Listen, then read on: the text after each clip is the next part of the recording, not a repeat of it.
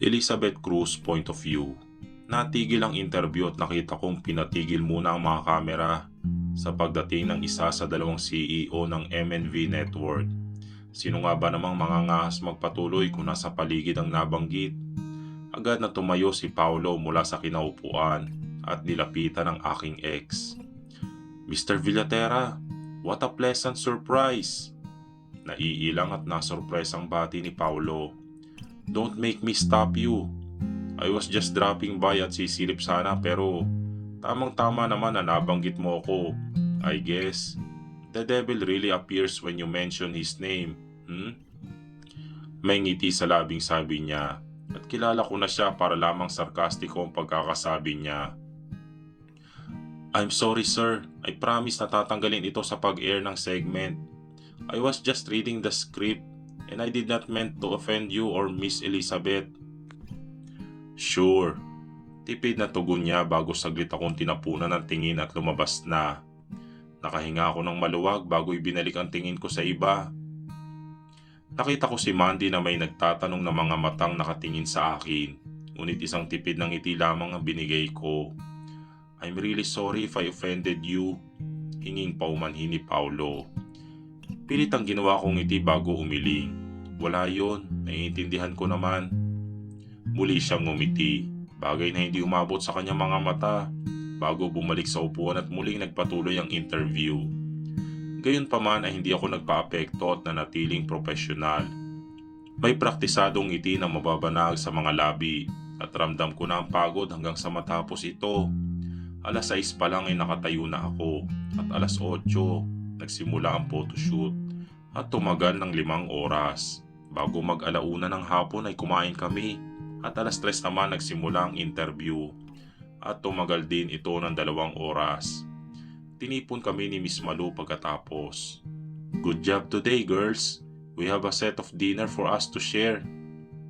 Pero kung ang iba sa inyo ay may date at ibang lakad ay you are free to go. Remind ko lang kayo at exactly 8 AM tomorrow ay sana kumpleto na tayo para hindi masingit sa traffic at mahaba-haba ang biyahe natin pa Baguio. Don't worry because everything is on us and all we need is your presence. Pati mga susuotin nyo for the photoshoot ay provided na ng ating partner from Paris.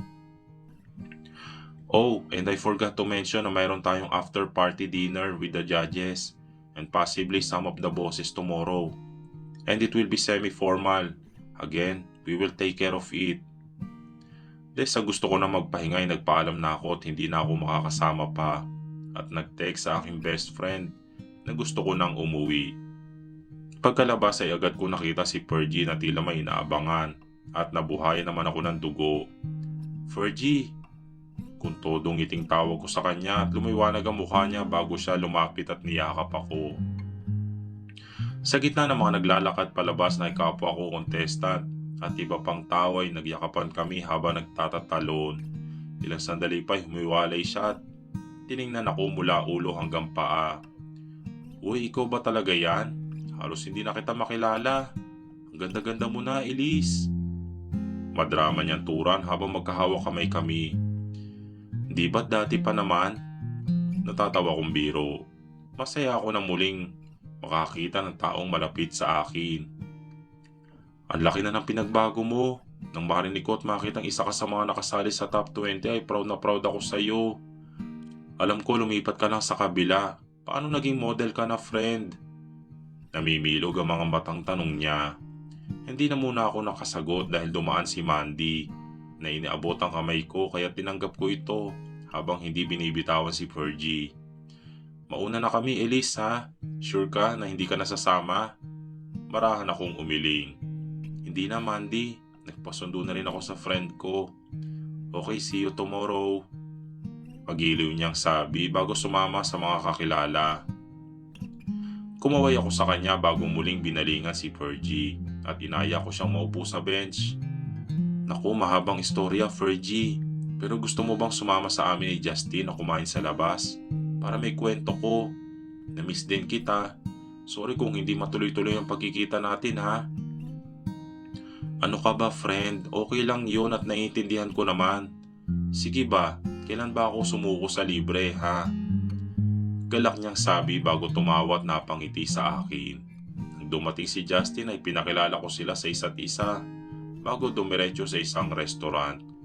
Doon ay nagbabanding kami ni Virgie habang ilang sandali pa ay sinaluhan kami ni Lloyd. Iwinaksi ko na sa isip ko ang nangyayaring pagtatang. Hindi niya ako pinagtanggol dahil iningatan lang niya ang reputasyon at pangalan niya. Nang gabing iyon ay sinulit ko ang banding namin at pagkatapos ay umuwi sa kondo ni Justin na pagod. Wala nang oras na para mag-isip dahil kaagad na inayos at sinigurong kumpleto ang dadalhin bago ibinagsak ang pagal na katawan sa kama. Ilang sandali pa ay hindi ko na namalayan pang nakatulog na ako matapos makatakas ang isang buti ng luha mula sa aking kaliwang mata. Kinabukasan ay naging ganon muli ang gising ko at otomatiko na ako naligo at nagbihis dahil tulog pa si Justin na hindi na ako nag-ingay at nagsulat na lang ng note. Abala kasi siya sa pag-ayos ng business nila kaya ayaw ko siyang masyadong pagurin at abalahin pa. Pagbaba ay sumakay ako ng taxi, bitbit ang duffel bag na dadalhin ko para sa buong araw namin sa Baguio. Pagdating sa VEC ay pinakain na muna kami ng almusal bago pinasakay sa coaster. Nagpapasalamat ako na naging katabi ko si Mandy dahil ayokong mapanis ang laway ko sa haba ng biyahe. Nagpapasalamat din ako na hindi niya inungkat ang tungkol sa amin ng aking ex. Pagkarating sa tutuluyan naming hotel sa Baguio ay halos mahulog pa ang pangako sa sahig nang makita si Lucas doon na naghihintay habang nakasandal sa isang kotse. "Wait lang Mandy ha, mauna ka na sa loob." Paalam ko kay Mandy na ipinilig lang ang ulo dahil sa pagtataka pero sumunod naman. "Huy, anong ginagawa mo rito?" Manghakong tanong sa kanya at kahit na anong pilit ko ay nakuha pa rin niya ang bag kong hawak. "At kanino sasakyan yan?" Isinukbit niya ang bag ko bago namulsa. "May rest house kami rito kaya may kotse rin. And well, I am one of the official partner of MNV. Binawi ko ang kontrata ko sa VEC and chose MNV instead. At ang kumpanya ko ang magagayak sa party nyo mamaya. Kahit pareho lang naman silang pagmamay-ari niyan. Well, at least he's not the sole owner of MNV." Pangatwiran niya bago nagkibit balikat. "Besides, kaya lang ako nagpunta para sa'yo. Okay, I won't deny." Napailing ako sa sagot niya bago niya ako inihatid sa may loob ng hotel.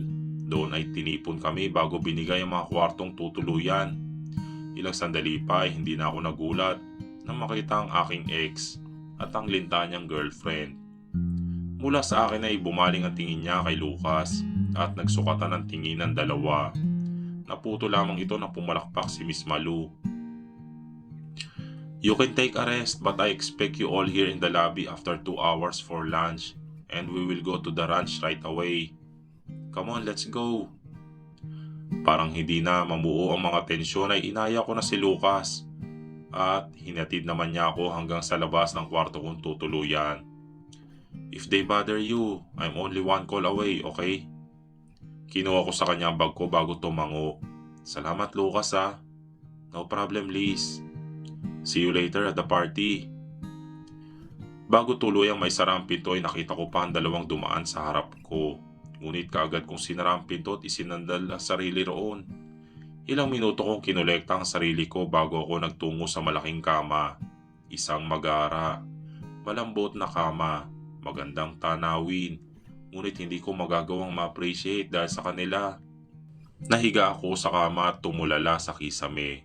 Itinakip ko ang kanang braso ko sa aking mga mata at pilit na inire-relax ang buong katawan. Bakit ba narito sila?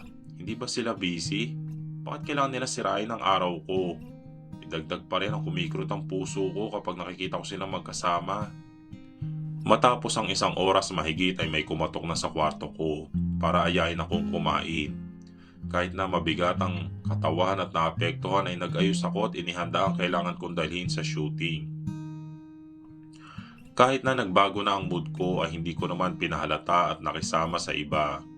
Kahit pa mula sa pwesto ko ay matatanaw ang dalawa, pinilit ko na lang sarili ko na huwag silang bigyan ng atensyon na gusto nila. Matapos kumain ay inihatid na kami ng coaster sa nasabing ranch. At namangha ako na makita ang mga kabayo. Bata pa yata mukha nang huli akong makakita nito. Agad na kami binihisa sa mga nakahandang tent at nilagyan ng kolorete ang mga mukha na naaayon sa temang cowgirl. Ang kabayo ay hawak namin sa renda at nakakatuwa naman na nakikisama ito at hindi naninipa. Sunod naman ay nagsuot kami ng mga talaga namang nagagandahang dress at sa shot na iyon ay bahagya ako naging pangaas at niyakap ang kabayo. Matapos ang ilang oras ay naging matagumpay naman ito. That's a wrap everyone. Good job today. Malakas at magiliw na sabi ng photographer. Matapos makapagbihis lahat ay bumalik kami sa hotel. Lula ng bus. At dahil may 2 oras bago mag-umpisa ang dinner, ay pinagpahinga kaming muli bago binigyan ng aming susuotin sa party. Ang naibigay sa akin ay isang kulay gold na may sequin sa buong dress na abot hanggang tuhod ko ang haba. Mayroon itong kaunting slit sa gilid at parang isinukat talaga para sa akin nang isukat ko ito. Ilang minuto bago nag-umpisa ang party ay may kumatok sa pinto at nang buksan ko ito ay tumambad sa harap ko si Lucas. Nakasuot naman siya ng cream na 3-piece suit at talaga namang malamig sa mata. Bumagay ito sa kulay niya na medyo kayumanggi. Wow Liz, just wow. You never fail to amaze me. Puri niya habang tinitingnan ako mula ulo hanggang paa. You look beyond gorgeous.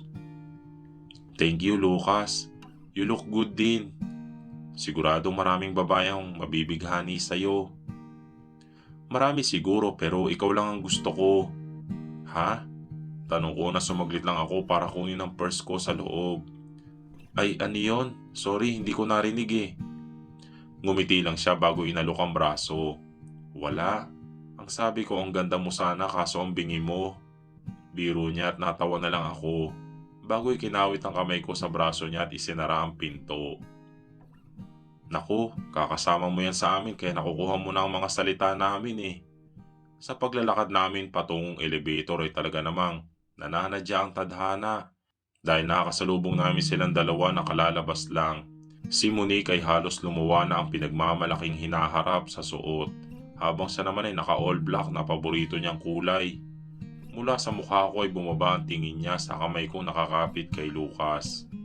Ngunit hindi ko na sila binigyan ng pansin pa. At nagpatuloy kami sa paglalakad. Sumabay ang dalawa sa amin sa elevator.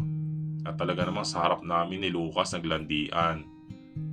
Sa panlabas na anyo, animo ay wala lang ito sa akin. Ngunit nadudurog ang puso ko. Talaga naman naging expert na yata ako sa pagtatago ng tunay kong nararamdaman. Pinisil ni Lucas ang kamay ko at ngumiti naman ako sa kanya. Wala nagsasalita at mataas ang tensyon sa pagitan naming apat. Babe, bakit ba ang baba ng standard ng Project Stella? At kung sino-sino na lang kinukuha? Tanong ni Monique na halata naman ako ang pinagtutungkulan. Hindi sumagot ang aking ex. At nang tingnan ko siya mula sa aming refleksyon, ay sa akin siya nakatingin. Kaagad naman ako nag-iwas ng tingin. I can ask the same for show business. Nakagat ko ang pang-ibabang labi ko dahil sa sagot ni Lucas para hindi matawa. Excuse me? Gulat na tanong ni Monique. Hey, no offense. Just wondering the same thing as you do. Sagot ni Lucas na may peking ngiti sa labi. Nang bumukas ang elevator ay halos mapatid pa si Monique na lumabas dahil sa haba na suot. At hindi na namin napigilan pa ni Lucas na matawa. At sinamahan naman kami ng tingin ng actress habang ang kasama niya ay mistulang pipi. Nauna na kami pumasok sa venue ni Lucas at nakita ko ang rustic theme party na talagang ginastusan. Maya't mayang may lumibot na photographer para kumuha ng pictures. Agad ko ring namataan si Pia Gray kasama ang ibang judges. Dahil sa VIP table si Lucas ay nagkahiwalay kami at sumama ako sa ibang model. Napakagandang tingnan ng mga model, kabilang si Mandy na dila ba? Isang Greek goddess sa suot. Ilang sandali pa ay tinawag kami para umakyat sa stage at isa-isang pinakilala sa lahat.